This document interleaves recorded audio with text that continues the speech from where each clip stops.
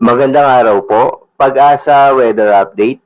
Alamin ang lagay ng panahon ngayong araw ng Lunes, November 13, 2023. At latest update sa low pressure area na binabantayan sa labas ng Philippine Area of Responsibility.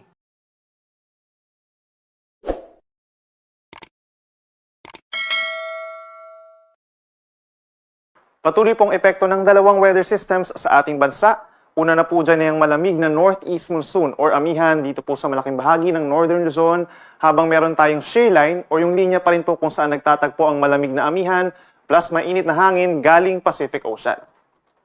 Samantala po, patuloy din nating minomonitor ang low pressure area sa labas ng Philippine Area of Responsibility over the Pacific Ocean. As of 3 in the afternoon ay nasa higit 1,600 kilometers ang low pressure area sa silangan po ng Mindanao. Base sa ating analysis, mataas ang tsansa na ito'y maging isang tropical depression or ganap na bagyo na within the next 36 hours or hanggang bukas.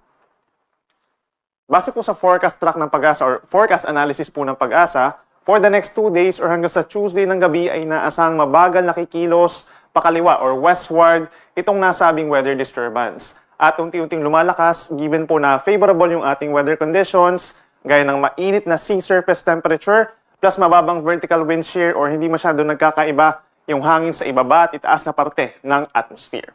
Pagsapit naman po ng Wednesday ng gabi, posible na itong pumasok ng ating area of responsibility at kung maging bagyo man po, ay papangalanan natin ito na Kabayan o yung magiging pang-11 bagyo for this year 2023 at magiging unang bagyo naman po for the month of November. Inaasahang kikilos pa rin po pa west-northwest or aangat ng bahagya pakaliwa itong nasabing weather disturbance.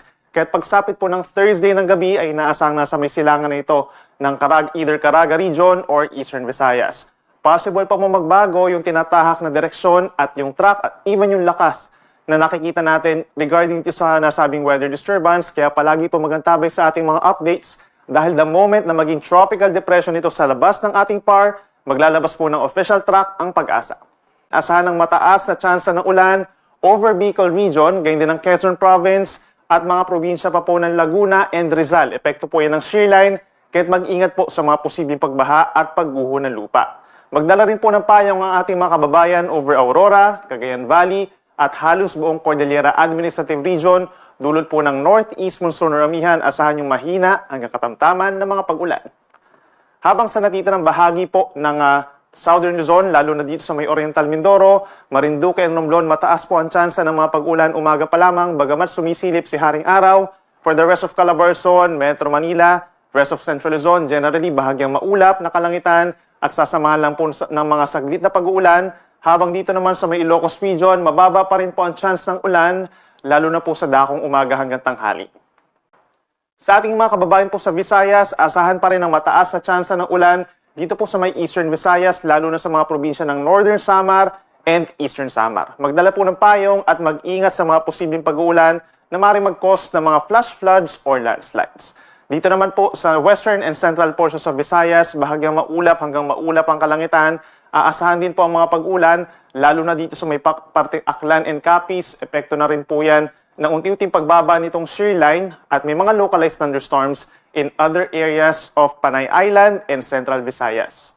Habang dito naman po sa Mindanao, bahagyang maulap at minsang maaraw pa rin ang kalangitan, nasasama ng mainit at maalinsangan na tanghali, lalo na po dito sa may southern portions of Mindanao.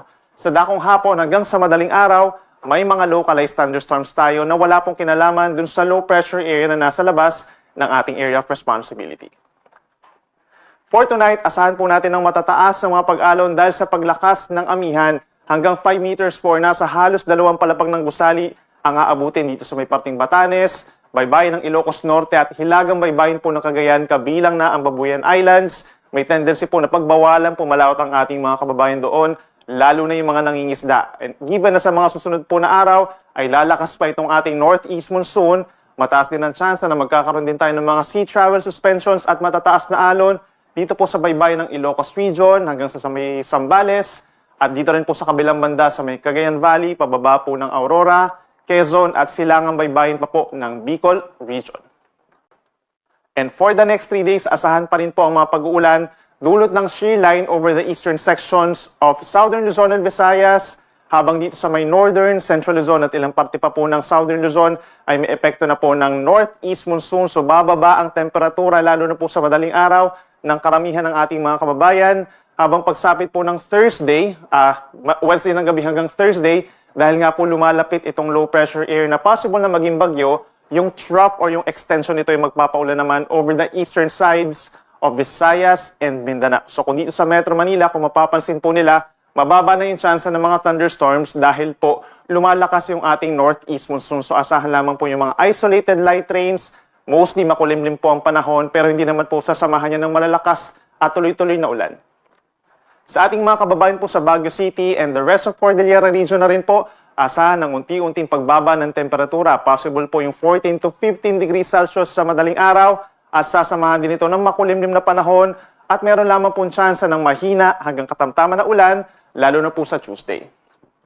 Sa ating mga kababayan over Bicol Region, asahan pa rin po ang maulang panahon Tuesday hanggang Thursday. So kung lalabas po ng bahay ay magdala po ng payong. Meron tayong pamisang-misang malakas na ulan na posible po magdulot ng mga pagbaha at pagguho ng lupa doon. Sa atong mga kaigsonan din na over Metro Cebu, Tuesday and Wednesday bahagyang maulap at minsang maaraw naman ng kalangitan, nasasamahan ng mga localized thunderstorms or pulupulong mga pag-ulan at pagkidlat pagkulog pagsapit ng hapon. Then pagsapit ng Thursday, mataas na ang tsansa ng mga pag-ulan pagsapit po ng tanghali pa lamang at maring magkaroon na ng mga pag-ulan pagsapit po ng Friday hanggang sa weekend dahil doon sa paglapit ng weather disturbance. At panghuli sa atong mga kaigsonan din na over Metro Davao, Tuesday and Wednesday, bahagyang bubuti pa naman po yung panahon doon at sasamahan lang ng mainit at malinsangang panahon hanggang 33 degrees Celsius. Then pagsapit po ng Thursday, magiging makulimlim na ang malaking bahagi ng Caraga and Davao Region at sasamahan din niya na mataas na tsansa ng ulan lalo na po sa may Davao Oriental and Surigao provinces. Mag-ingat sa mga pagbaha at pagguho ng lupa at magpapatuloy ang mga pag-ulan bago mag-weekend.